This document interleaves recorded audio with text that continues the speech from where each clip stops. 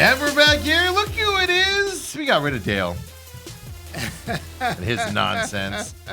Bruce Cooper, of course, joining us here on Tuesdays, 9 o'clock. Second hour, of course, local legend, Bruce Cooper. Steve, I have to admit, I was able to get a lot of frustration off my chest last week. Did you leave in a better mood? Yeah, I did. I mean, Okay, because I went home and I went to sleep. I was depressed all day. I was like, oh, what did I do to Coop? Hates me. Yeah. I heard you and Dale discussing the NFL rankings, and the Cardinals were dead last. Yeah, power poll. All the power polls have the Cardinals last. Yeah. Well, I will say this. I don't think the Cardinals' quarterback situation is worse than the Cleveland Browns. That's my argument. They have the Cleveland Browns at 28th. Yeah. I think Cleveland had a pretty nice draft last year. They came up with some good young talent that started to surface, but it wasn't at the quarterback position. Yeah. I mean, both. Shedeur Sanders ain't doing it for you? No, he's not doing it for me. He was a Pro Bowler, though, Coop. Norris Gabriel Dillon. Deshaun Watson will be back this year. Yeah, they drafted 900 quarterbacks last year. I'm just kidding. But that's all my point is just Cardinals aren't in a worse situation than at least Cleveland and Miami right now. Yeah, the thing that really perplexes me about Miami, they went after the number one free agent quarterback at the time because Kyler wasn't available. Yeah, they got Malik Willis. And then, so Malik comes in knowing that they've already parted ways with Tyreek Hill. Then you part ways with a trade today with your number 2 wide receiver in Waddle. I mean, that's my point. Who's he throwing the ball to? What weapons does he have? Right. I mean, granted, I guess they'll have 2 first-round picks. But not till is it this year? One this year and then one next year. I'll have to look it up again. Yeah. I thought they were picking up Denver's. They are. You're right. It is this year. Yeah. And they did first and third, and then they're swapping the fourth. Yeah, and so they will be able to, no doubt, draft a receiver in the opening round. But I'm telling you, I think by the time you get around to them, I think the top rated receivers will be off board. But this is a deep class for receivers. But my gosh, and that was kind of surprising to me. I mean, I'm not going to, get rid of weapons because that's one big thing I talked about with the Cardinals. Mm-hmm. They just failed to give Kyler weapons. And now you're taking away weapons from Malik Willis. Who's going to catch a ball for him? It matters. It matters. And that's what I was trying to think here. Bronco, I don't have it in front of me, but Broncos have to be picking 28th or 29th, right? The draft pick they're giving up because I think they are drafted. They They lost in the Final Championship. Four, so I think they'll be drafting about maybe 30th. Yeah. So there's no 29th. So there's no what receiver is going to replace either Tyreek Hill Puka or Waddle? Puka Nacua. But even Puka wasn't Puka in his first year, when he came in there. Well, here's the thing, Coop. I'm curious because I heard this the other day for the first time, and I don't even think like that as a football player. But do you realize the Cardinals have almost $180 million in salary cap room next year? Well, 180 or 108? 180. 80. Oh, 180. I thought you said 108 yesterday. Well, here's the deal with that deal. See, I'm not one of those guys that want to give up this year for next. I don't play like that. I don't roll with like you.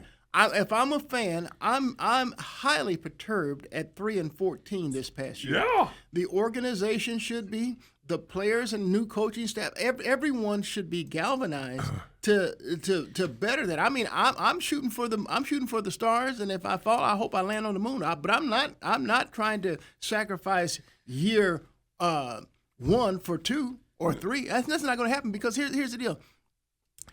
And this is what drives me crazy about fans, even media. They calling out the fans, folks. Yeah, as they try to project the next franchise quarterback. I mean, if the Cardinals go, if they duplicate last year's 3-14, they'll have a top 2 pick. Dude, I've seen quarterbacks draft 1 and 2 that have turned out to be flops. I mean, Well- the most recent number 2 flop was Zach Wilson. How did that turn out? Well, I'll go a step there- farther. The number 1 draft picks as quarterbacks. The last one that was good was Matthew Stafford. That made it, with his one team after 2 contracts. Matthew Stafford. Yeah. Early 2000s. And so, I mean, it's a crapshoot. I mean, and so that's why I was really disappointed in the Cardinals letting Kyler Murray go. I know they talk about he's been there 5 seasons. Yeah, but he played 5 seasons. And then you look at his numbers in 5 years versus other quarterbacks. I mean, it's just I cannot give up that type of production. And I see his escapability, his talent. I just need to put better playmakers around him. So now the Cardinals are coming back with Jacoby Brissett. Brissett's a nice, stable quarterback. Gardner Minshew, but they haven't done anything spectacular. Right. They don't lead Yeah. you to anything special. And so, that's my biggest argument with the Cardinals. If I'm going to get rid of Kyler Murray, I mean, we're talking 20,000 passing yards, 3,000 rushing yards, and 153 touchdowns combined passing and running. 121 passing, 32 rushing. Dude, I can't give up that type of production. It just does. And so if you go down, we talked about your list, you go down these lists of quarterbacks that have been drafted in the top 10, including Josh Rosen, their numbers just pale. Yes. Numbers matter. Well, that's the issue is that seems to me the Cardinals are playing this free agency like they're a team just outside making a big run. Like Dude, they're just filling holes. Yeah, they're signing a lot of veteran players. And a lot of one-year deals. Yeah, and so a lot of one-year deals, all that salary cap room next year. Is it a quiet tanking job? Is it? Because I've never heard before going into a season that an NFL team is tanking. Yeah. I mean, look, if I was Michael Bidwell, I'm trying to do something sexy. I'm trying to do something that's going to be eye-popping, something that They're catches not sexy about Michael Bidwell. that catches the fan base, because the fan base is alienated not only by the team record, but by a lot of them losing their season ticket holders to the casita holders. Yeah. I mean, there's a lot of fan disgust saying that, hey, you're catering to the elite. You're not thinking about us. Increase in ticket Sure, prices. absolutely. And so I'm going to do something to at least go, wow, get me excited. Dude, nothing they've done in this free agency period is sexy or exciting. Right. There's nothing to be excited about going into Yeah, this year. and so if you go into the draft and you have the 3rd overall pick and you take an offensive lineman, no offense, Dale, it's nothing sexy. But what about one of the edge rushers? You've always said get to the quarterback. Well, Will Anderson. Michael Kuiper has Arvell Reese still is the number Well, 3 let me put it to you like this: Cardinals got 12 sacks from Josh Sweat last year. That's the one free agent that they have spent money on that's really panned out. So if I'm bringing back Nick Rallis, and then the year before, and I know we're losing your favorite rush linebacker and Dennis Gardeck. We know we're not having him, but they did a lot of mixing and matching and schemes and The blitzes. heart was gone last year. And so I'm telling you, Love this the Gardeck. team needs an infusion of talent on the offensive side of the ball. They just do. They need energy on the offensive ball. Because the more I think about last year's offense, it wasn't the play calling was terrible at times. It wasn't the lack of production at time. It was just go back and think about the Cardinals on offense last year, and there's just no excitement out there. A play would happen, they jog back to the huddle. Well, They go to the bench, they sit down, they look at the film. Like, show me a time where there was some excitement in this offense. Look, their most exciting plays came later in the year when Marvin Harrison wasn't available, and you're throwing the ball deep to Michael Wilson. I mean, that became the spark. Now, there's outside of that. I mean, you come there and you just sit on your hands. You know. And that's what I'm getting at. Like every game I went to, the more I think about last year's season. There was nothing to get excited about during this season. And if the big play happened, you go, oh, finally. Like, sarcastic about it. Yeah, there's just no excitement. Even in losing seasons of the Cardinals, I could think back and go, like with Larry. Oh, my God. Larry catches the ball. The crowd shouts, Larry. all of that stuff. It was just mundane last year where it made it almost not fun to be there. Sure. And that's not good. Look, your favorite players are going to be your skill position players. Again, no offense, Dale. Yeah. And so, you just mentioned you're chanting Larry. They're not going to be chanting Paris meaning Paris Johnson. They just don't do I that. get excited. But yeah. And so I'm telling you, the Cardinals lack identity now on that side of the ball. They just don't have any flair, any excitement, anything to get. And I think they can change that with the Jeremiah Love. I really do. Okay. They would have their version. I have it here, Dale. I have it here. Jeremiah Love to the third round for your Arizona Cardinals out of Notre Dame. He even calls him the best running back in the draft. Third round. I mean, in the Third number 3 overall is the pick. pick, Yeah. Oh. There's no He question. says burst, speed, vision, hands, definite. Best running back in the draft. Yeah, definite playmaker, Yeah, definite playmaker. Difference maker. Yeah. There's just no question about it. Well, you're right. If that's your strategy, we need to bring some excitement and big playability. Sure. Now, again, I think you're also hoping, maybe against hope, but you're also hoping that Marvin Harrison going into his third year, he might get it this year. I would certainly hope so. I I would certainly hope so. I mean, you still got to think, when he was coming out, there was something there that attracted not just the Cardinals, attracted everybody. Yeah. And we haven't seen it yet, but I'll also tell you this from playing 17 years. I've seen the light come on different guys at different times. Yeah. And sometimes it takes 2 years, sometimes it takes 3 years. Yeah. Well, it's coaching. The know? Cardinals. Name somebody the Cardinals developed from with Jonathan Gannon's regime, where they developed somebody from draft to when they all left here. Name somebody who's developed and got better on this team. It's hard to come up with somebody. So maybe the change in the coaching staff is what he's going to need and spur in the butt here to wake up. Because I don't think this coaching staff last year and the last couple of years coached them at all. So right, but before Bruce came in there, you're doing the power rankings. Yep. The Cardinals are 32. Now Steve's trying to make an argument they should only be 27 or 28. No, it's still terrible. It's still terrible. But they're Yes. ranked 32. And the other 3 NFC West teams are 1, 2, and 5. Yeah. Yeah, well, they certainly proved that this past regular season. I'll tell you that I'm looking at the 49ers. Yeah. I'm like, They're dang, fine, by the way.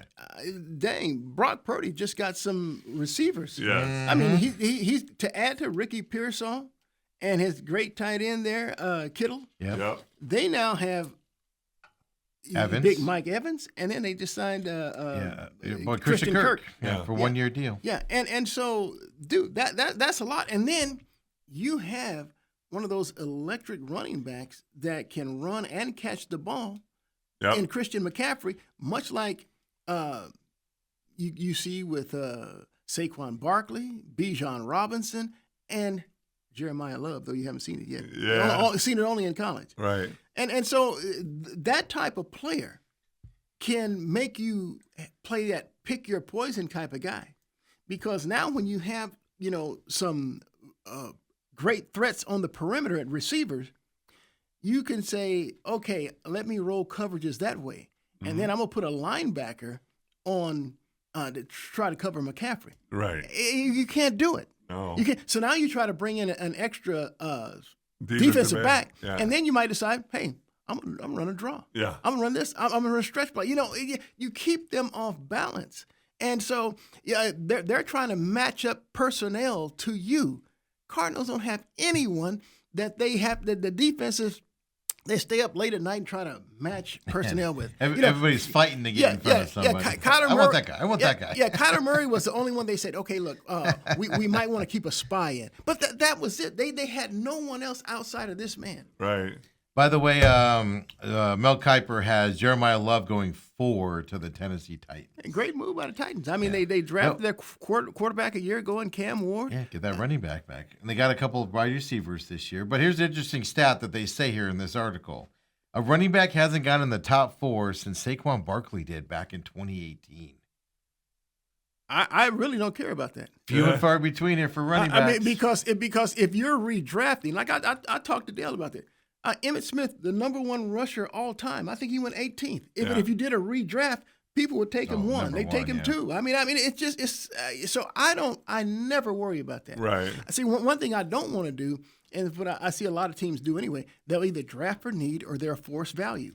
And you see a lot of teams force value at the quarterback position. Yes. And so it's like, dude. How many times do you have to make a mistake before you go, you know what, this style ain't working. This style, it's interesting when you said that the Cardinals don't have anybody. So maybe Michael Wilson those 3 or 4 games when Marvin wasn't playing, but any guy that you don't have guys saying, no, I'll take him. No, I'll line him up. And my rookie year in Buffalo, my offensive line coach told us young guys that you don't have to come to me to ask how you're doing. All right? Understand. We do one-on-one pass drill. If there's a long line in front of you, you're struggling a little bit. If you're standing there, the defense line coach says, "Hey, somebody get over here." That means you're doing pretty good. Yeah, no doubt about it. But switching gears here to talk about the Phoenix Suns just a little bit. Oh, you want to switch? I was going to say, well, before we do that, because we're going to tell everybody what the rest. I'll get this printed out and put out on Twitter and stuff later on today. But tell everybody what the rest of your draft is here for the Cardinals. If you don't remember, I got it in front of you. Okay, yeah. So I'm taking. You did. He had to trade all 7 rounds. I had to do. Yeah, well, yeah, I did it prior with Kyler Murray, but they got rid of him, so I had to restructure. Okay. But I'm not changing off of Jeremiah Love. Okay. Cardinals need that, and so what I did is I said, okay, I have 1 pick in each round, 7, but that's not enough for me. And again, I'm eyeing the Houston Texans, who have 2 second-round picks. Okay. All right. They have number 38 in the second round, number 59 in the second round. So what I decided to do is, all right, how do I get those 2 picks from the Houston Texans and give myself now 3 second-round picks? Well, I know now that I have to save the 2027 first-round pick for a potential quarterback. Mm-hmm. Yeah, don't give up that. That's really a high pick. So I'm so I traded my second-round pick in 2027 and my first-round pick in 2028, along with look, I'm okay with getting rid of either. I had Trey Benson. If you want James Conner, one of those running backs. I'm sending that to Houston for those 2 picks. So with my own, you're going to give up the first round 2028 pick. That could be a high pick too, Coop. It could be, but you know what? I have to do something to entice them to give me those 2 picks now. See, I don't play for tomorrow. I play for today. Yeah, I do. And so I'm taking those 2 second-round picks, and with my own second-round pick, I believe it's number 34 overall. Yes. I'm taking a offensive lineman. His name is Jennings Dunker. He's from Iowa. Now, he's played a lot of right tackle at Iowa, but I think I'm going to kick him inside to guard. Now, let me tell you something. He has a very nasty disposition. On the right side, I'm assuming. Yeah, on the right side, because you got Seumalo, Isaac left Seumalo at left I'm assuming tackle. you agree with me. Left side is set for the next year or 2. Yeah, right? Okay. yeah. And I got Froholt at center. So I'm good there. Now I'm working on the right side. Dunker this kid is a physical, nasty beast. And so I need that type of guy. I don't know that he can handle speed rushers at the NFL level because he's a big dude and he's a big physical guy. So I'm going to kick him inside. Okay. So now with the second-round pick, the first pick that I'm getting from the Texans, number 39 overall. 38. So 4 picks after Yeah, 4 picks after that. Yeah. I'm taking my right tackle. And his name is Caleb Tiernan. He's from Northwestern. Now, here's the deal. I kid you not. I like him better than I do Francis Maliona, Spencer Fano. I mean, I really do. I think his best assets as an offensive lineman is his ability to pass protect. Okay. I mean, and he's a physical guy. So I'm putting these 2 guys on the right side, 2 physical players. You start 2 rookies on the right side? I am. Wow. I am. I have no. I'm not even a defensive lineman, and I'm salivating waiting to get in front of him. And that's fine. That's fine. They're going to be in a street fight. They're going to be in a street fight. I have let me tell you Northwestern street fight. Yeah. This kid. Hey, look. I'm telling you, I've seen enough. See, you guys get enamored with who these scouts are telling you, and then you get enamored with the Miamis and the stuff like you get, and that's okay. That's fine. I have no problem. See, I loved what I saw from Notre Dame. They had 3 players that I salivated over. But based on Kyler Murray's gone out, so, I'm down to 1. That's just Jeremiah Love, but no big deal. But those 2 offensive linemen are going to be my stalwarts, for the future. I've lined that up. I'm not opposed to second round getting a couple offensive linemen for the right side. Absolutely. And again, I'll go this. I like these linemen better than I do the first round. So all you have to do is just we'll hide and watch. Okay. We'll see how it plays out. With those players versus these highly rated players. Yeah. Okay, I'm gonna keep you guys grounded, and you too. We're gonna note this throughout the year. Okay. Because I don't think I'm gonna be wrong. So number 3 for that second pick there from the Texans, 59 overall. Number 59 overall. I thought about this. I've lost Jalen Thompson, and I look at my. You've signed a couple quality safeties in 1-year deals. That Jacksonville kid that they just signed is a. Let me tell you something. He's decent. Let me tell you something. I'm not about decence. I'm about they're better than what Stooks is going to be. Well, I disagree. His name is Traydon Stooks from the University of Arizona, and I'm gonna point you guys to a play. I'm gonna point you to a play to let you know where I'm coming from. This is the ASU play. I know it is. I know it's coming. It is. It's the issue. Look, let me tell you something. One good play this No, year. it isn't. This kid has keen ball awareness. He has closing speed, and I just like having a playmaker who can make plays with the ball in the air. The Cardinals have a lot of their people who make plays after the catch. Yeah. And so I'm looking for more of a ball hawk type of guy. Cardinals don't come up with a lot of interceptions, but I think if I have a corner in Will Johnson, who probably is going to get a little bit better, Max Melton at the other corner, probably get a little better. I like the way they play the ball in the air. I don't have anyone in my deep secondary that plays the ball well in the air. I have a great tackler and a great blitzer in Budda Baker. Yeah. But I really don't have anyone that, and I think that Rabbit Taylor Dimmerson, I think he's cut out of that Budda mold. Yeah. I don't really have any ball hawk back there. I like Stooks as a ball hawk back there. Well, tell me what play we're talking about. But that's what made me laugh when I saw that email this morning. I went, that one play. Hey, look, I was debating him or a defensive lineman, Darrell Jackson from Florida State. I mean, I was debating that, but I just said, you know what? The Cardinals are spending I think they've gone and they've signed like maybe 3 or 4 free agent defensive linemen. And I'm like, they've done the same thing with the safety side of stuff. They've signed, 3 now? 3 back guys?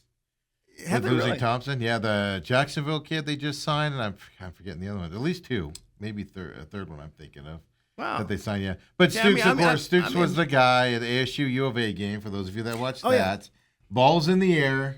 He's been beat by like 7 yards probably. Great closing speed, and he spears the ball with one hand. I mean, he has great. Air. Look. It's one thing as a defensive back to be able to knock a ball down. It's another to be able to secure it. Now you have possession on your offense, and they're off the field. And he was beat too. Yeah, he was able to recover, get up in the air to the point where he looked like he was the receiver with the way he dove for it, got his hand on it. See, I'm proud. I'm proud of Steve. I didn't know that he had really had that play. I have nightmares about that play, Coop. Because I was like, is the receiver even going to try at that thing? Try at that ball? Yeah, it was looking like, oh man, we got a touchdown. Yeah, right. He was beat, and he was able to recover. I'm not opposed to that. It's just rookie defensive backs. They usually take a couple years to go into it. Then after that, you got a couple wide receivers in the 3rd and 4th round. I do. Third round, Ted Hurst. Where are you going to put receivers at on this team? Obviously, special teams. Let me tell you something. If you think you can just get by with 3 receivers in this game, you're badly mistaken. Right. I mean, you figure the Cardinals The most they'll have is 4 on their roster. So on the what? You think they're going to go 5? That they're going to. The Cardinals will wind up with 6 wide receivers on this roster. I think they're going to go more running backs for the special team side than they will receivers. The most running backs they'll carry on their active roster will be 5. That's the most, but they'll likely just carry 4. Yeah. They'll carry 6, and some teams carry 7. Hold on. Let's clarify something. I don't know if Steve misspoke or if he knew what he was talking about, but they're going to have more than 4 wide receivers on the roster. But I'm talking about playing. Game day, depending on special teams. The punt returner receiver guy that they – I'm talking about game time. Because the punt returner receiver, he's a wide receiver, but he's a punt returner, kick returner. They just signed him to a one-year deal. He'll be on the roster as a wide receiver. I'm not counting him. Yeah, I'm not counting him as a receiver. Well, that's what I'm saying, though, so that you'll have more than that. They just signed Devin Duvernay. Yeah. And Duvernay has been pretty much a return specialist. On a Sunday, you'll have 4 guys as receivers. I'm going to have 5 out there. Okay. I'm going to have 5 on my active roster. With your 3 receivers or 3 tight ends? Because I'm assuming Ryman's coming back. We'll see when he comes back. Well, let's say Ryman was a guy, Tip Ryman. Yeah. He was a guy that was a favorite of the Gannon regime, a guy that was more of an offensive lineman than he was a receiver. Yes. Right. I don't know that is what translates to this. Yeah. He was good at catching the football though on his routes. Till his leg went the other way. I thought you were watching Cardinal games. I don't think this dude caught more than 5 passes in any one season. All right. I'm kidding you not. I mean, I'm just saying. Where are you going to put 2 rookie receivers that you're drafting here? And then where are you going to put the tight end that you're drafting in the 5th spot? Hey, let me tell you something. I'm going for again. Keep in mind. I blame the fan that keeps drafting. Keep in mind. You're talking about a guy who's going to create mismatches. You're talking about a guy who's going to talk about versatility. Now look, with Ted Hurst is a 6'4" receiver from Georgia State. And look, he's not one of those big schools, but he's 6'4", long arms, good hands, great first step off the line of scrimmage. Arms. Yeah. This kid, this kid will be a good NFL pro. Make no mistake about it. Now, I'm taking him. We've heard that from so many small school receivers, Dale. Andy Isabella, anybody? Hey, let's put it here like this. Did you hear me say that? I mean, the Cardinals are famous for not necessarily. I didn't say that. I didn't tell you Andy Isabella was going to be that star, but I am telling you right now, just as sure as you're born, Ted Hurst will be a good NFL pro receiver. Make no mistake about it. And in the 4th round, I'm going receiver again. This time, I'm taking a guy, and his name is Brennan Thompson. Fast at the combine. I even talked about that in my first deal before the combine. I said he might be the fastest player in the draft. It turns out he was. Ran a 4.26 40 at the combine. So now, here's the deal. This is what you have to do. You can't draft players all of the same ilk, all of the same type of player, right. like the Cardinals have with Tyler Algier and James Conner. I mean, two of the same backs, really. So now what I did, I have somebody in Thompson. Now keep in mind, he's only 5'9", $170, but he can take the top off of defense. He can get it down deep. I mean, he can open things for your people up underneath. That would be an exciting thing to see. They don't have anything like that on their roster.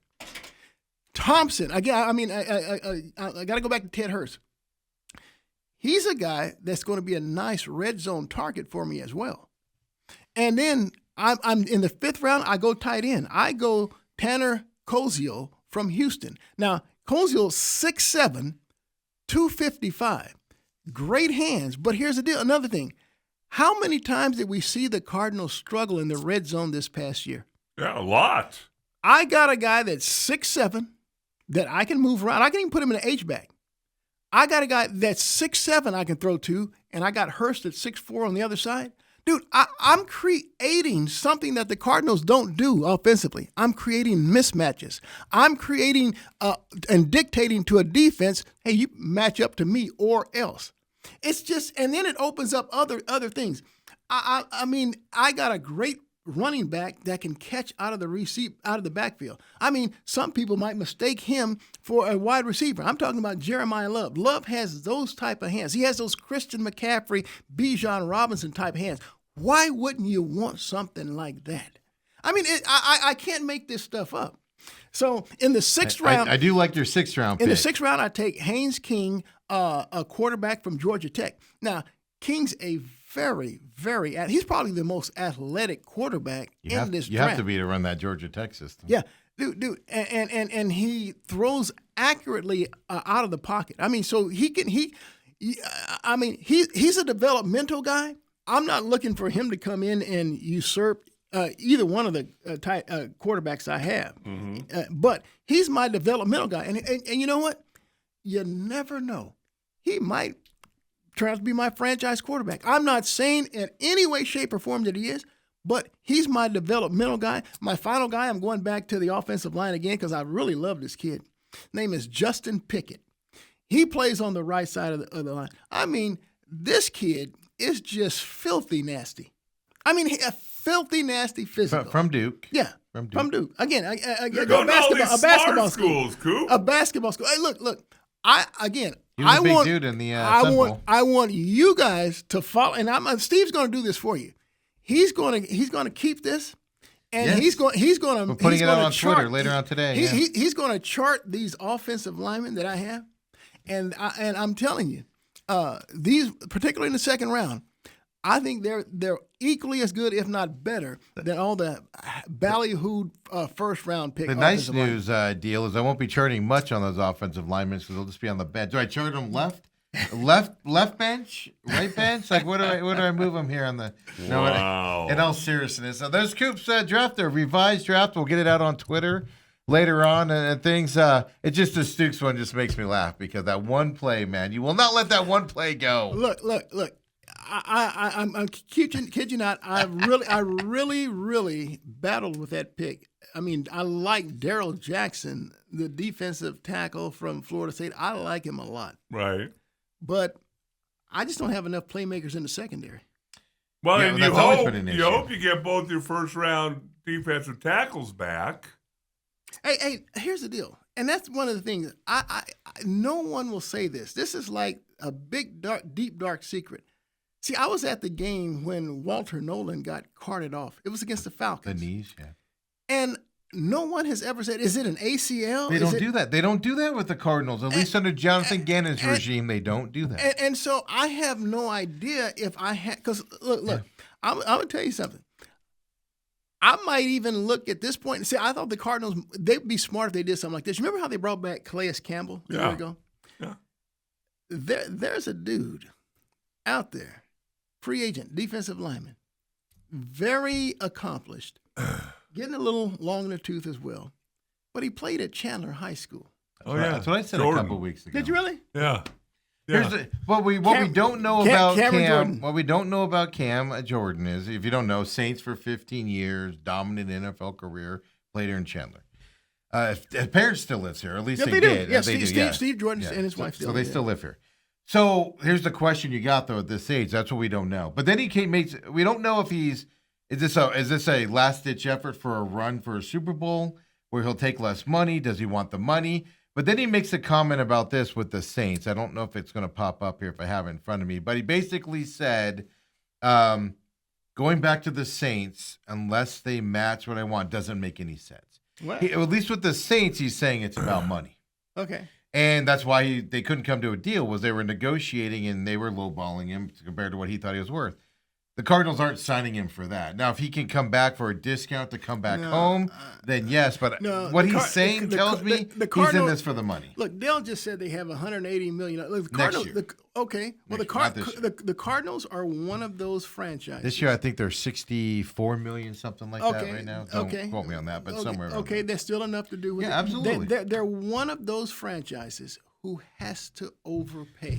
You know what I even floated? Bring back Calais Campbell for another year and Cam Jordan. I'm okay with that. Split the difference because you know what they'll do? Because Calais Campbell, Dale pointed out last year, played a lot more snaps than he was supposed to because they needed him. You get 2 old guys that can now split those snaps if they have to play And a they've lot been more. very productive. And they're still And- productive. and Cam they- Jordan is still productive. Yeah, and folks. and here's the deal. He had what, 15 sacks last year? Something like that? They know when to turn it up. And when they want to turn it up is on those third downs. I Those would possession not be downs. opposed to that at all. Yeah. The only question mark with Cam is we don't know what he's looking for here at the end of his career. Well, it sounds like it's money. That's what, at least what they're saying. I'm But I gonna can pay also him. understand going, I played for you for 15 years and you're lowballing me right now. And then you could go take less elsewhere. Like if he wants to be No, here in Arizona again, you could take less there. No, I could see you telling the team that you were on going, you're not going to lowball me with everything I've done for you. Steve, You're not doing that. Steve, if I'm Cam Jordan, I'm not taking less anywhere. I got to figure in mind, and it's the Cardinals who need to overpay. If they're a smart organization, which they haven't shown that they are, No. if they're smart, they would go do that. I would bring back, like you said, I like the idea of bringing back both Calais Campbell and Cam Jordan. And Cam is still productive. He had, I Absolutely. want to say 15 sacks last year. He had double was still digits. good. He had Yeah. double. I don't know if it was that high. I think he So had, here's the thing, and I've always called it this with the Cardinals, and you're right. You answered your own question. They should do this. Are they smart enough? They haven't shown the propensity to be smart enough. But you have to pay a tax on coaches and or players if you're the Arizona Cardinals. Now, guess who doesn't? The Cardinals, because they continue. Their last 3 head coaches are first-time NFL head coaches. But I'm saying, guess who doesn't have to pay taxes on guys? Rams, Well, 49ers, Detroit, Seahawks. Yes, those guys, hey, people want to go join them. Yeah. So you have that. And the other thing is, if you look at Calais Campbell's 2025 season, he started off like gangbusters. Just wore down. But probably through the first half of the year. Yeah. But he was not meant to be playing 70% of the snaps. But that's why I think another older guy to split those two up, if that comes to that again, then you get 36 and 36 snaps. But not only that, but you figure, and again, I just don't know Walter Nolan's injury status here. I think that's a severity of GM it. thing because it comes from New England. But if Walter Nolan is available and ready to go, I mean, that's taking more snaps away from our older guys, and you can bring him in on those third downs. Yeah. Right. Those third downs, you can get the other team off the field, your offense on the field. 10.5 sacks for Cam last year. Okay. Yeah. So, and then, you're not going to add another 10 sacks on top of Josh Sweat's sacks last year? There's a thing, you look at it and you go, as a former offensive lineman, I used to always wonder because we'd go on 12, 14, 15 play drives at SMU because we ran the ball a lot. And coaches say, you're wearing them down. Who are those running backs? Well, I don't think I've ever heard some of guy them. named- Have you ever heard of Craig James or Eric Dickerson? Well, the big one always showed up in his gold Corvette. Yeah, so he ran easy, Eric Dixon, he was a little guy from Podunk outside of Houston, Sealy. I kind of made him into somebody. But what I always got a kick out of, they would go to us, hey, you're wearing them down. In the second half, defensive line is going to be worn down. And we're all going, we're on a 15-play drive. I break the huddle after about 5 plays. There's a new dude lined up in front of me. Sure. And then another 5 or 6 plays, there's another dude lined up in front of me. Yeah. And it's me. How am I wearing him down? And I got to play 5 plays in the Japan Bowl All-Star game. 5. In the what? Japan Bowl All-Star game. Japan Bowl. Yeah, back when I was there, you had the East-West Shrine. You had the Senior Bowl. Senior Bowl. You had the Aloha Bowl or Hula Bowl in Hawaii. And the Japan Bowl. So you could play in 2. Wow. Or so I could either play in the Senior Bowl, which is 2-a-day practice with full pads. In Mobile, Alabama.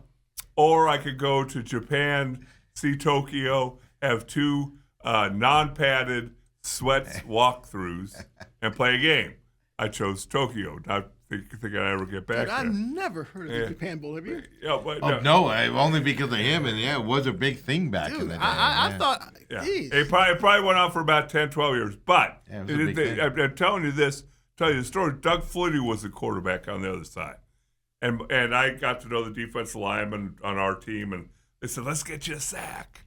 And so we're doing illegal stuff, running games and stunts and During the bowl game? Yeah, during the game. You're not supposed to do that. No, but they're trying to get me to say. So I'm chasing Doug Flutie around. Well, that's got And Dude, you're an offensive lineman. Yeah. Why are you chasing him around because on I'm defense? an athlete, Coop. Yeah. I'm an athlete.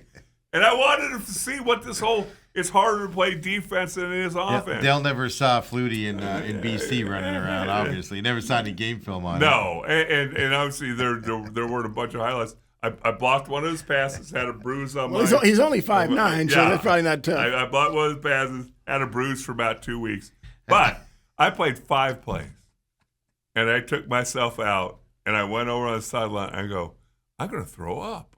I'm going to throw up. I was in good enough shape to do 15-play drives, playing 5 defensively, gassed me.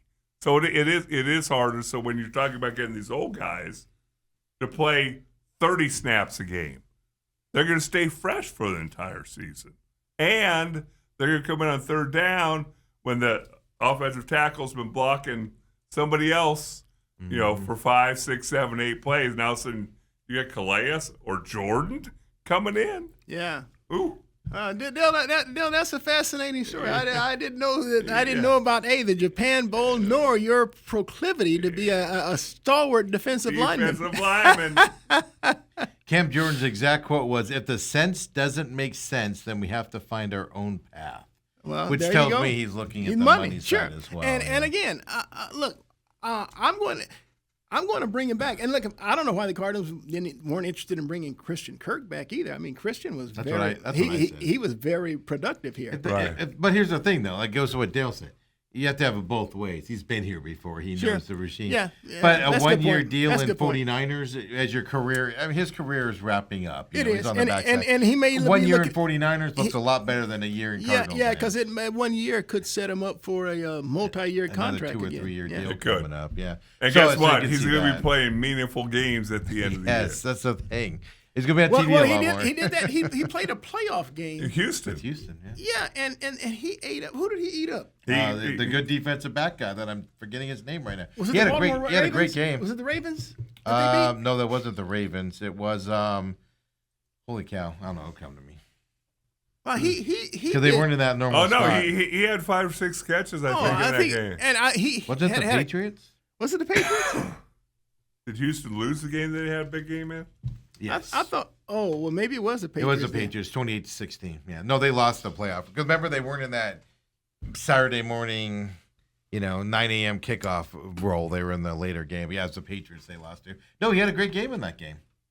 He had a decent year last year. That would have been Christian Gonzalez then of the Patriots. He's their best Yeah. DB. Yeah. Well, he's one of the best. Yes, in he's the one of the NFL. best in NFL. Yeah. But that's the thing. I mean, if you're Christian, 2 to tango. Christian Kirk's like, I've done that Arizona experience, Right? And point. I'm not going to be able to parlay that into something bigger, probably. Good point. Whereas in San Francisco, I'm going to be highlighting But- more. but As a third Jordan- receiver for him going into there, oh my Jordan, God. how about putting a cap on your career? You've done just about everything you can in New Orleans, and you get to come home for your last season. And Yeah. Well, even more for Jordan. I'm going to do my plea to Cam Jordan right now, right here. Other guys have tried it. Todd Heap has tried it. Didn't want to play anymore. Just took the money and came back here and wanted to sit out most of the games.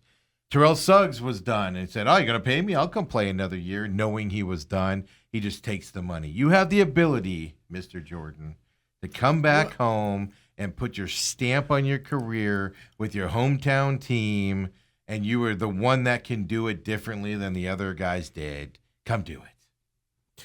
Yeah. That's my plea for him, Bruce. Yeah, You there think you it go. works? There you go. I hope so. You listening, Cam? You need to listen. Yeah. Well, you know him. Call him up. Call his parents up and tell him. Yeah. Matter of fact, that's a good point. I will call Steve. I'm going to call Steve after the show. I'm going to call him today. Yeah. That's a good point. That's a good point. I like me some Steve. Nice guy. They don't live in the Chandler school area, but they still live down in that area from what I've been told. Well, I I know think so. Steve's a Thunderbird. Yes. I know that Cam still is involved in the Chandler High School football program. Yes. Bought a bunch of helmets a year or two ago. That's all I'm saying. Unless he wants to go on a Super Bowl run with Detroit or Denver, someplace like that, I will never fault the player for doing that. Sure. But at the same time, if you're not getting the money you want, come back home for a year or two. He's got 2 years in him. Michael, let's overpay a little bit. Come on. Yeah. I don't disagree on that. When we come back, we'll get into it. You want to talk Suns? No, we talk don't. Suns. I'm done with the Suns. Put a fork in them. What? No, I'm just kidding. Bench Booker. I'll say it right now. Suns are going to win in Minnesota tonight. You guys doubted me on my Lakers one. Doubt me on this one. Yeah, I'm going to doubt Suns you. are going to win in Minnesota tonight. Come on back, folks. The main event. We'll talk about it.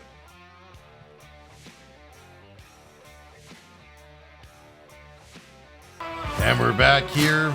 Main event with the legend Bruce Cooper here as well on Tuesdays, 9 o'clock. Your Suns lost last night to Boston. There's no shame in losing to Boston. Hold on. You got the legend and the eye candy. What are you? I'm Steve. Okay. I'm Steve. Hey, I'm Steve here. All right. I'm that son of a beat. All right, Coop. You're not going to like my take, I don't think. But the last two games are the first times that I've noticed it with the Suns. And I agree with you. I love watching them play basketball. When they're flying around and playing defense and all, I don't know if there's a more fun team to watch.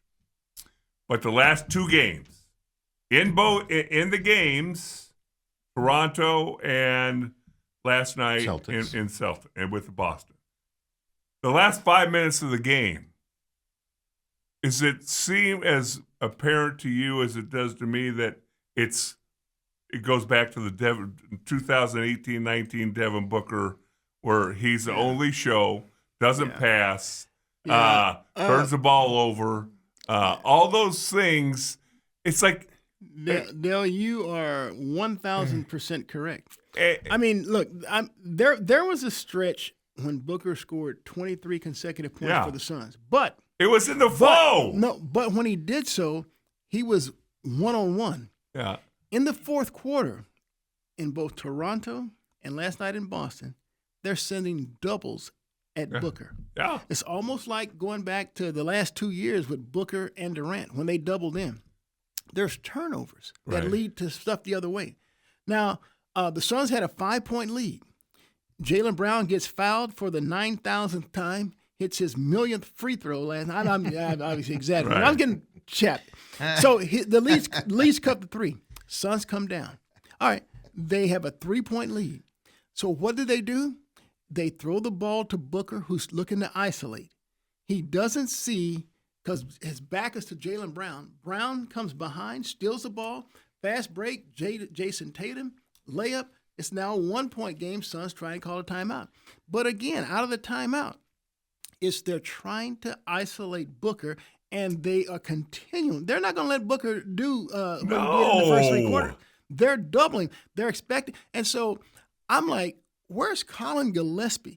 Put the ball in. Now, look, I will say this. It's ironic to me that the last 2 games also, Gillespie's been on the bench. Now, he struggled. He didn't score a single point against the Raptors. Right. I think last night in Boston, he had a first quarter 3 and nothing else. But this is my point. The bench guys, look at this. Royce O'Neal, 6 points, right? Jalen Green, 21. Oso, 4 points. Gillespie, 3 points. Booker with his 40. Fleming, 1 point. Hayward, 16 points last night. Malawach, 2. Grayson Allen, 13. Jordan Goodwin, 6. And then Coffee in his 4 minutes, 0. I'll forget about that one there. But there's no scoring from anywhere except for 3 guys on this team. Look, Haywood Highsmith, I thought was I thought he was excellent last night. I mean, all of a sudden he's opened my eyes. He's knocking down his threes. Veteran, He's knocking down his threes, and then he plays. I mean, he had 2 steals in a row by playing the passing lane and coming up with. Now I said, okay, this guy's okay, but Grayson Allen needs more shots in that fourth quarter, and so does Colin Gillespie. And he needs to return. Gillespie went 1 for 8, by the way. 1 for 8 from the 2, 1 for 5 from the 3-point line. Coop, he's not hitting his shots. Your second best player, arguably Jalen Green. And Green's been playing fantastic. He really has. He doesn't touch the ball in the last 5 minutes. He needs to stop shooting threes, though. He's sitting on the. Well, when they did bring him in, again, he floats to a corner, and it's. They all watch. That's the problem. So the offense goes out the window. And so I'm saying that, okay, Now I'm starting to miss Dylan Brooks Yeah. because Brooks, even before he got hurt, he was shocking the crap out of me because I didn't know that was part of his game. Right. He's hitting crunch time hoops, Right. but he's also being physical, creating extra possessions, and Devin Booker is now not looking to ISO so much with Brooks on the floor. Right. Because I don't know what Brooks's demeanor is out there, but it seems like we see less of the ISO ball with Booker when Brooks is on the floor in the fourth quarter. Because Right. teams will try and double and make someone else beat you, and that's what they're doing. Now Brooks was that guy he was hitting those big shots, Right. and so I'm starting to miss him. But I'm also missing Colin Gillespie hitting big shots in the fourth quarter as well.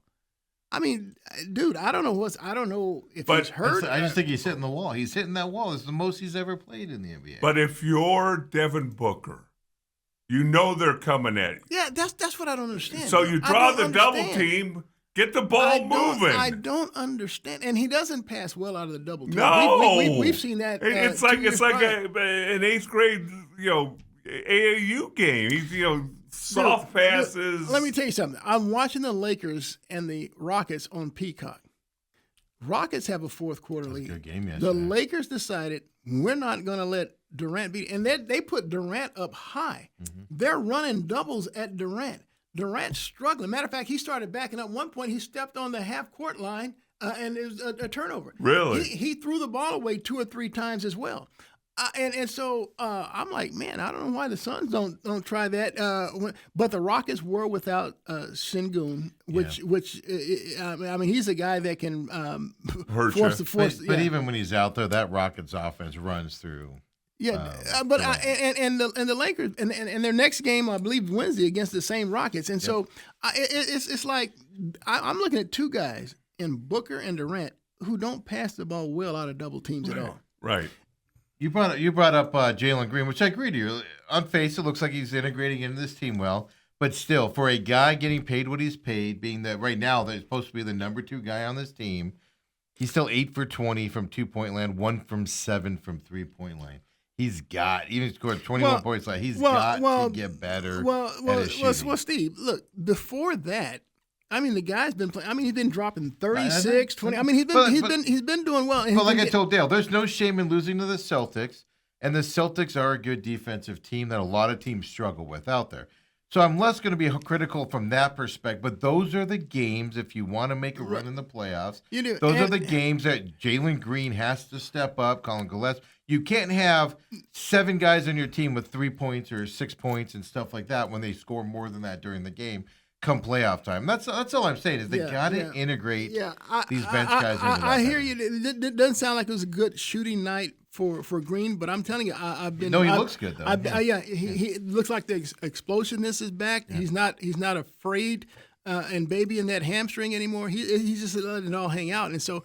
I've been pleased with him. But last night wasn't probably his best. Yeah, but that's what he shrinks in those big games sometimes. Yeah, he did. That's why the game we needed you to step up last night. That's why Houston let him go because he had a horrible playoff. I call that playoff grade. Yeah, but if Devin's taking 2 guys with him and usually a third shading towards him, and he gets the ball moving, there's going to be open shots for other guys. Absolutely. But he's turning the ball over out of those doubles. He's waiting until they get a full double team on him instead of going, I'm recognizing this dude's coming up here.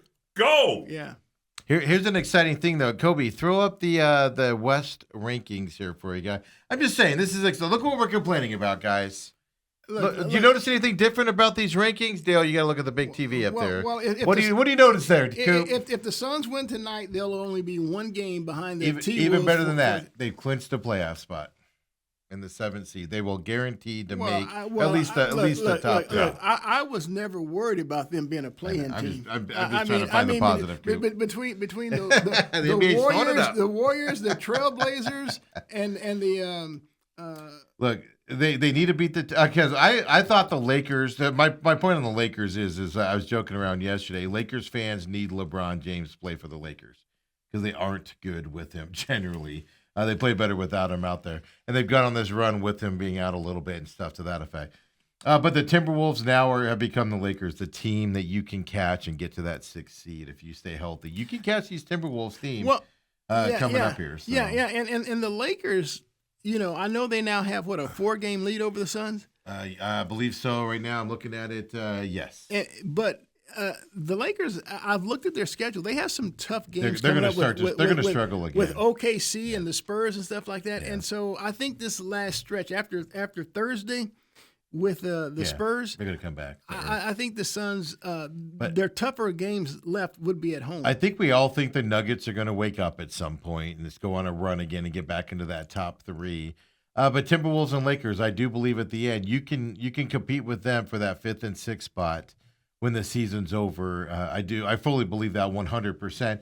And that's why also, Ant-Man's out tonight. He's dealing with injuries. Now, the thing that scares me about the Timberwolves is their length. Yeah. Suns struggle against length. Oso didn't play very particularly well last night. You need those center guys to stop the length of the Timberwolves to get in there. I'm not sure they can do that, but if the Suns go in and shoot the ball well, they'll beat the Timberwolves. But you know what? I don't know if you noticed this last night. I've noticed the last couple of games. Malawak, even again, I was praising him against the Pelicans because he was causing problems for their big bruising forward that drives in it. And then last night, you saw with even Rasheer Fleming and Malawak in there, the Celtics struggled in the paint. Yes. They're struggling in the paint. And so in the fourth quarter, when Jaylen Brown and Jason Tatum are getting points in the paint, it's because the Suns don't have a rim protector. Right. They don't trust Malawak in those late. And I'm like, dude, I'm almost. What's the point of not putting him out there? I don't understand why you're not. Oso's not that guy. Yeah. So why aren't you trying out somebody else in there? Why are you waiting for Mark to come back? And so here's the deal. I don't know if you noticed that Brandon Ingram was getting off against the Raptors, and when they made that big run on the Suns, and he's getting most of his points there in the paint.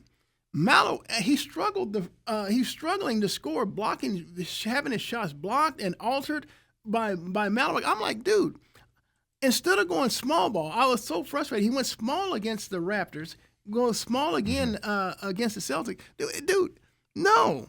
Give me some size because they're getting second shots. Yeah. They're getting points in the paint, and it's coming too easy. And they've struggled against size all season long. Yeah. And he's not doing – if I had one complaint about Ott, he's not making adjustments when they have obvious deficiencies with this.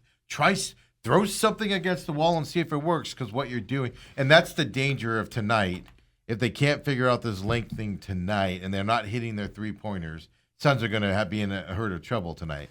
But I think they'll be able to figure it out enough to get out there with Ant-Man not being there tonight to hopefully win that win in Minnesota tonight. Yeah, if the Suns can get Gillespie and Grayson Allen going again, I think they'll be all right now. I just think Gillespie's just hitting that wall of I've played a lot this year, and my legs don't want to work. Well, the season is only going to get more intense going forward. So right. I mean, he needs to. If that's the case, he needs to kick that really wall quick. down. Eduardo Rodriguez on the mound for Venezuela tonight against the United States. Well, that means that Madison Bumgarner is going to get work. No, did I say Madison Bumgarner? I meant Eduardo Rodriguez. Eduardo Rodriguez is going to get worked, and the United States will win the World Baseball Classic. I joked around earlier, and I go, this is going to be a blowout by the USA tonight with Rodriguez out there. Wouldn't a perfect evening, though, Coop, be Rodriguez goes out, pitches 4 pretty good innings, maybe gives up a run, and then the bullpen comes in, and the USA lights it up? Brother, you have far more confidence in Rodriguez than I do. Oh no, it's hope. It's not confidence. It's hope. They held Rodriguez for this game. He was going to go yesterday, and they ended up holding him for tonight's game against the U.S. Bravo. And stuff like that, right? USA should win. 5 p.m. first pitch there. Merrill Kelly says he's going to start on the IR. The thing really? Yeah, well, because he needs to stretch out some more, not because he's still hurt. He's not going to be ready to go. I'm not opposed to that because your first games are against the Dodgers. Yikes. Well, who's taking his slot in the rotation? Well, I'm going to guess either Rodriguez slides up to 2, Than, Well, no. what- I mean, talking about a body. I'm talking Oh, about body wise? Oh, I don't know that. Ryan Nelson, because No, Ryan Nelson had better been in the starting lineup. Oh no, they're going to put him in the bullpen. They so No, come disrespect on. that young kid. Dude, He's going to be buried in the bullpen until somebody gets injured. They disrespect him left and right. I have Zach Gallen, Ryan Nelson, Michael Sikora, Brandon Pfaadt, and then I had Sobel's got to be in there. The Canadian pitcher. Michael called him Sewell. Oh, okay. So yeah. So and Rodriguez was the fifth guy. So if Kelly's gone, I'm down to 4. I know they sent Jay Jameson down the other day. So I don't know. That's a good question. Kelly's the one saying that he's probably going to start not on the roster. That's the other thing. If you're going to be if he's going to be able to pitch in the 5th game, why even put him on IR? At that point, just let him come into the season. But that's the thing. If he goes on IR now, you can backdate it a couple days. But they're pushing it to where we're looking like a week or 2 out for him to stretch up. So I don't get that. The interesting thing is, you see Corbin Burns pitching off the mound now. I saw that. Like this is coming. They're still saying, but they're still not going to break. rush. Yeah, they're still not going to rush him. No, it's so what he does is every couple of weeks now he's going to get on the mound. Like his first time on the mound, he was only throwing fastballs. I guess yesterday he mixed in a couple curveballs. Then so every 2 weeks he gets back out there, and they do that simulation where the catcher's in front of the mound, in front of the plate, or on the plate. So it's not a full pitching thing. But that's at least I've never seen a guy coming off of Tommy John when he's supposed to come back in July. At least maybe it's because of spring training, but being this much throwing in March, getting coming back from it, it just seems different to me. But I'll tell you this: I think the Diamondbacks are showing some really nice young prospects from a position player standpoint. Look, I wasn't really sure if Jordan Lawler could pull a Fernando Tatis. I want to ask you about Lawler in a second. But he's looked really good out there. He really has. So what do you do with Lawler at center field with Alek Thomas in center field? What are you going to do there? Well, Alek Thomas is going to have to move over to left field now that Lourdes Gurriel is out, and then when Gurriel comes back. But they're saying he's going to be a DH here for spring training and load up to be a DH for the team, which I know it's not a field. Lourdes. He's going to start hitting and DHing here, supposedly at the last couple of weeks of spring training. Now that takes him out. That takes him out of the field. Yeah, that's what I was reading the other day. That's a possibility. I read there was a possibility. Wow. He could start DHing, which means he's not in the field. But yeah, Lawler being in the outfield. Then you got Tawa. Which Tawa playing in this team? Well, Tawa is one of those guys who can play infield and outfield. Yeah. But Alek Thomas is my question mark right now because you don't want Alek Thomas, and he changed his swing during the WBC and everything with Mexico. But yeah, Lawler's going to throw a wrench into this outfield. It's going to be kind of fascinating to see how they play it. I think he's going to be a starter because they like his bat better than, and so do I, better than Alek Thomas's. Yeah. I mean, so if you can get the type of range and glove that I'm seeing so far from him, then you're not you're going to be okay there. But I'm telling you, here I'm going to tell you a couple young kids that have really opened my eyes in the Diamondbacks. Spring training here. Gino Groover, Tommy Troy, and there's that shortstop. I'm losing his name. Yeah, but he's got no chance with Perdomo in there for the next 3 he years. does. He doesn't. But I'm telling you, the kid he's like 6'3", and I think is it Fernandez? He's an up and coming shortstop. Yeah. But I mean, they're opening my eyes. I'm not saying they're going to be on the opening day roster, but I said, man, that these kids can play. Does Waldschmidt make this team? Ryan Waldschmidt. You know what? He was playing well, but all of a sudden, they switched him to DH now. His bat is starting to lose that steam that had opened eyes earlier. But he's still batting at 256. Yeah.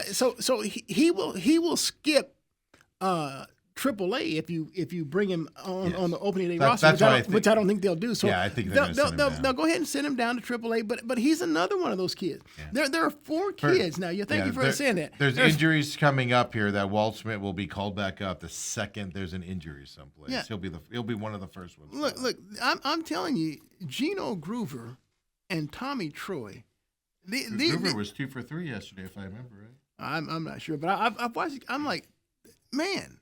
Diamondbacks have done pretty good. I mean, these guys are their future's looking pretty good. 341 here. He's a third baseman, is what he's counseled at.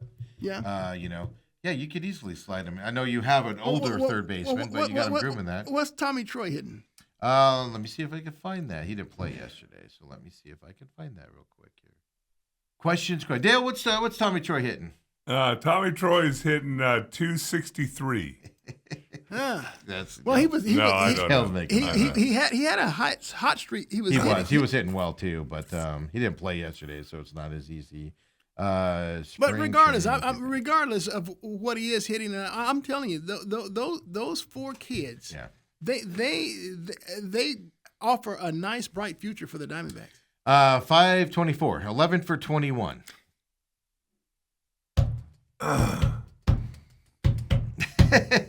The problem is I some know, of these I guys know, are I know. behind. Some I guys know. have signed. I know. Like you're not going to bench their third baseman, and I'm forgetting his name right now, from St. Louis. Nolan Arenado. Yeah, Arenado. You're not benching him for Groover to come up and play in that spot. However, What- he gets injured or something, you could see those moves like that. Same Sure. thing with Waltman. You could see Sure. him come up with an injury or need some time off or whatever. Yeah, look, I'm not necessarily a big Carlos Santana fan with the bat, but if the kid, if he's Defense is gonna what bring me he's there that for. glove that I had with Goldie and Christian, It drives me nuts though, Cooper. They're saying we don't want first base and third base to hit. We don't care about that. We just want your glove here.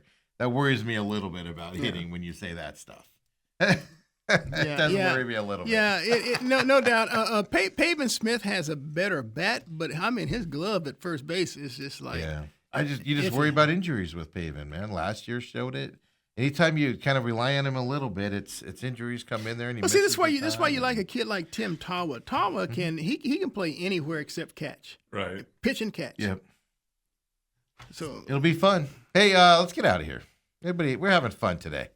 We are. You guys Dale's, didn't argue. Dale's studying baseball. I thought for sure as soon as I said Devin Booker needs to change his ways at the end of the fourth quarter, I thought for sure Coop was going to lose his mind and say, hey man, you're seeing the same thing I'm seeing. Yeah. I can't argue that. I blame it on the Suns are just tired legs No. right now on these No. games. Is what I see. So Devin Booker's like anything. Everybody, every team in the NBA, there's 29 other teams in the NBA. They're playing the same 82 game schedule. Yeah. They're playing back to I'm backs just as saying, well. it's just everybody else. And Devin's like, I got to put this on my back to do this. yeah. And guess what? I gotta 2 times ban in a this. row it hadn't worked. Well, here's the deal. I don't mind him drawing a double team, but he can't be slow at passing turning the around. ball over out of that double team, especially in the final crunch time moments Yeah. of the game. You do think a veteran of this league who's been doing this long enough with being the only star on the team for life would be better at getting out of double teams, and he is not. Yeah, that's why I prefer to have like the ball in Colin Gillespie's hand, because then when Gillespie can